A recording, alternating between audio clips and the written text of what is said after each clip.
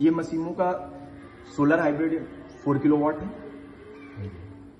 ये इस समय रनिंग मोड पे है। हमारा मेंस आ रहा है, ये मेरा मेंस आउटपुट दे रहा है। हमने इस पे प्रॉपर एसीडीबी और डीसीडीबी लगा रखी है। बिना एसी और डीसीडीबी के हमको इस इन्वर्टर को इंस्टॉल नहीं करना है। एसीडीबी और डीसीडीबी मैंडेटरी है। इसके बाद हमें इसकी न्यूट्रल मैंडेटरी है, क्योंकि हाई फ्रिक्वेंसी इन्वर्टर है, तो हमको इसकी प्रॉपर अर्थिंग करनी है। आउटसाइड की भी आउटपुट की भी अर्थिंग करनी है, मेंस की भी अर्थिंग करनी है और डीसी साइड की भी अर्थिंग करनी है। इसके बाद हम जाते हैं इसके पैरामीटर में। क्या क्या पैरामीटर हमको इस पे चेक करने होते हैं जब हम इन्वर्टर को इंस्टॉल करते हैं। सबसे पहला पॉइंट होता है हमारा कि हम इन्वर्टर की डिस्प्ले पे देखेंगे क्या क्या हमें दिख रहा है। इन्वर्टर पे हमें दिख रहा है मेरा एसी इनपुट आ रहा है या आउटपुट जा रहा है। इस पे हमारा लोड चल रहा है, प्लस बैटरी चार्ज हो रही है, प्लस सोलर का सिंबल दिया हुआ है। सोलर से आ रहा है तो देखो ये कंट्रोलर जो बना है नीचे बैटरी, मतलब बैटरी चार्ज हो रही है। जो इसके बाद बचेगा वो हमारा लोड पे जाएगा। अगर अब हमें इसके आगे जाना है तो डाउन बटन प्रेस करेंगे, हमें यहाँ पे फ्रीक्वेंसी दिखेगी कि ये फ्रीक्वेंसी आ रही है। इस समय हमारा इन्वर्टर क्या दे रहा है और पीछे से क्या आ रही है, मेन से क्या आ रही है। सेकंड नंबर पे जाएंगे, यहाँ पे बैटरी का वोल्टेज और आउटपुट क्या मिल रहा है। यहाँ पे ये हमारा बैटरी वोल्टेज, लोड क्या चल रहा है।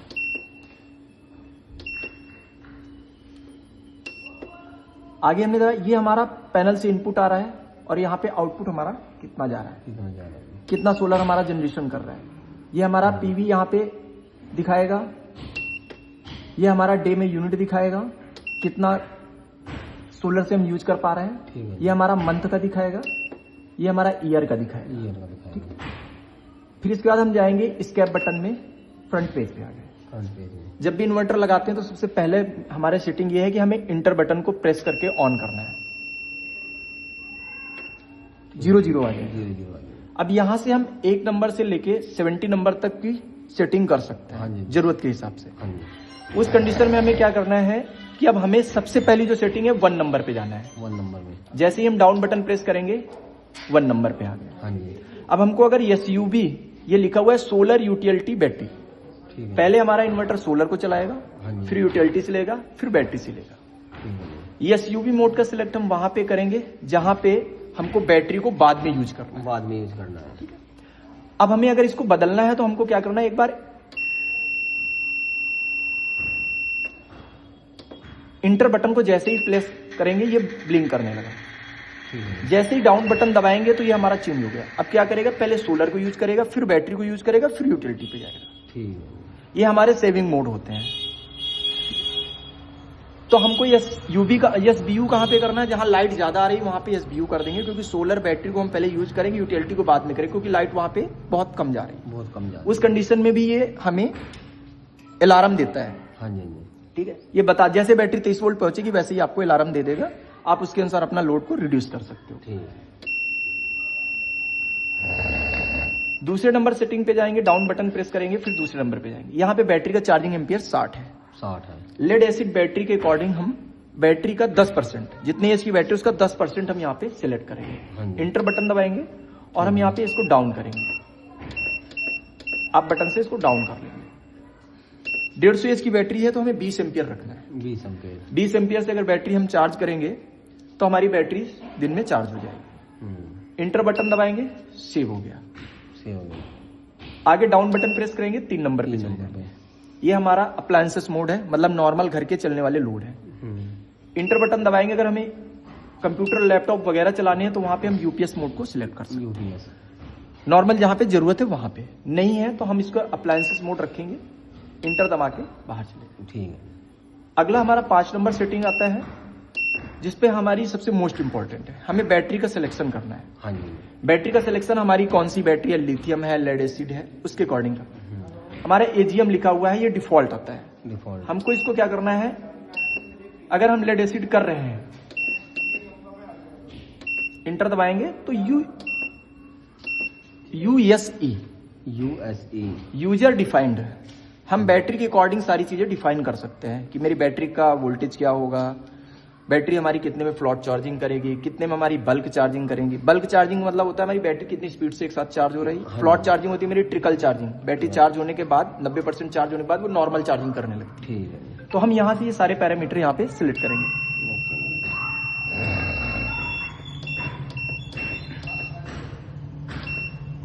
यहाँ पे हमें यूएससी करना है, ये जाके हमें कॉमन, ये सेटिंग हमें बिल्कुल कॉमन करना है। अगर हमें यहाँ से लिथियम करना है तो हम यहाँ से लिथियम भी सिलेक्ट कर लेंगे। आगे हम जैसे डाउन बटन प्रेस करेंगे लिथियम भी आएगा। आगे क्या करेंगे, हम नंबर 6 पे जाएंगे।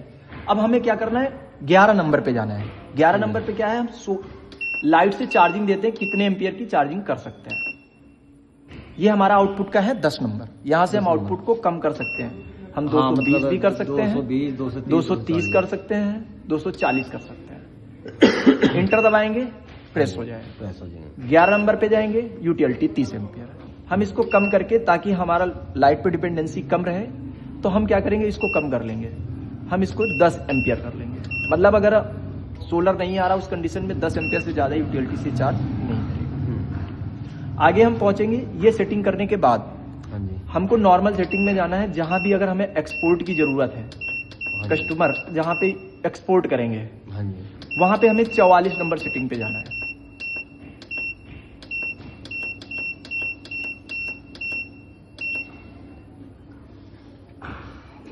ग्रिड डिसेबल, यहीं पे अगर हम इंटर दबा के इस पे जाएंगे तो हम इसको, अगर हमें एक्सपोर्ट करना है तो इसको GTE करना होगा। GTE, ग्रिड हमारी इनेबल हो जाएगी। अभी क्या है, हमारी डिसेबल है। हम इसको क्या करेंगे, अभी हमें डिसेबल रखना है, डिसेबल रखेंगे इंटर दबा के। हो गई नेट मीटिंग, हो गई है। हाँ जी, मीटर कन्फिगर हो गया। हाँ जी, हाँ उस पर कर दीजिए। ठीक है,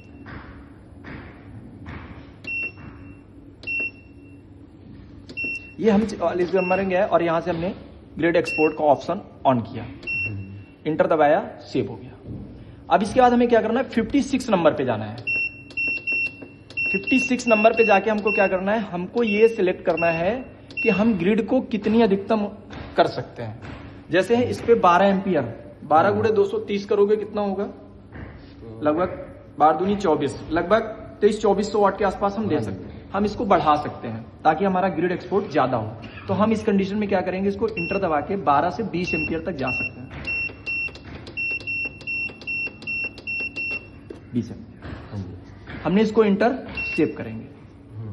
अब ये क्या करेगा, सोलर से जितनी ज्यादा एनर्जी आ रही है उसको ज्यादा से ज्यादा एक्सपोर्ट करेगा। लोड के बाद हमारा एक्सपोर्ट करना शुरू कर देगा। ठीक है। अगर हमें यहाँ पे ये देखना है कि हम ये ट्रैक करना चाह रहे हैं इन्वर्टर के साथ में कि हमारा लोड चल रहा है, इन्वर्टर को जानकारी है, तो हम यहाँ पे अपनी सिटी को ऑन कर सकते हैं। एक हमने सिटी सेंसर लगा रखा है, यहाँ से हम उसको इनेबल कर सकते हैं। तो ये चीज हमको पूरा प्रॉपर करना है, ये सेटिंग ही हमें प्रॉपर करनी है। ठीक है, इसके बाद हम क्या करेंगे, एस्केप बटन से बाहर आ जाएंगे। ये हमारा दिखने, ठीक है। जैसे ही हमारी ग्रिड एक्सपोर्ट शुरू हो जाएगी तो यहाँ पर ये देखो, ग्रिड एक्सपोर्ट के लिए ग्रिड एक्सपोर्ट की तरफ एरो बन गए, मतलब हमारी ग्रिड की तरफ लाइट जा रही है। हाँ जी। लोड पे हमारा जा रहा है। हाँ जी। प्लस हमारी बैटरी पे भी जा रहा है। हाँ जी।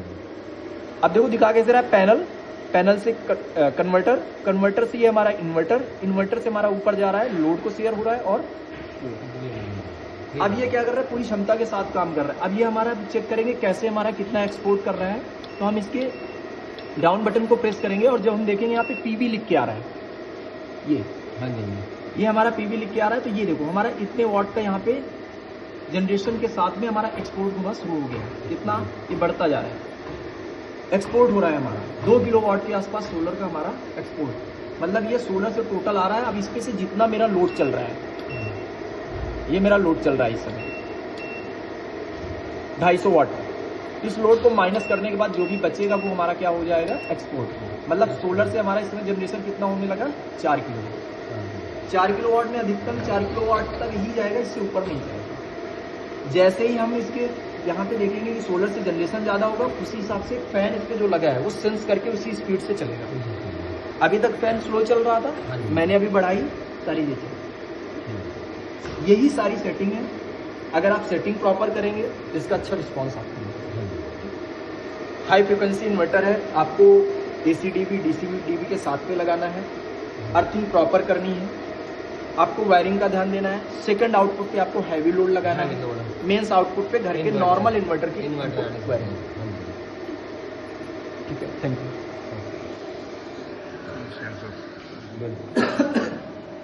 अब